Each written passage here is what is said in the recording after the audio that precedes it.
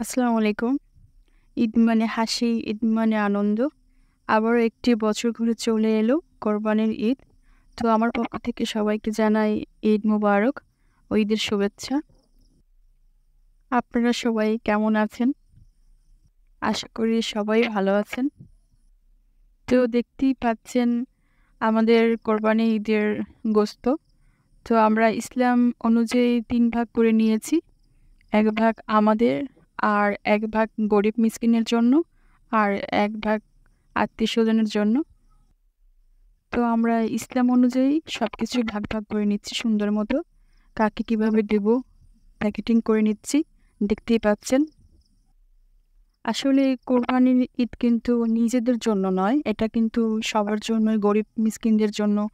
আর গরিবদেরকে বেশি, বেশি করে মাংস দেওয়া। তো এটাই কিন্তু আমাদের আমলনামায় উঠে থাকে। তো আমি মনে করি সবারই যারা কোরবানি দেন, তারা সবাই গরিব মিসকিনদের বেশি, বেশি করে গোশত দেবেন। তারা দোয়া করবে এবং তারা কিন্তু দেখবেন অনেকেই আছে যারা অনেক গরিব, তারা বছরেও একবার মাংস খেতে পারে না। তো এই পর্যন্তই। সবাই ভালো থাকবেন, সুস্থ থাকবেন। আল্লাহ হাফেজ। সবাইকে জানাই আবার ঈদের শুভেচ্ছা।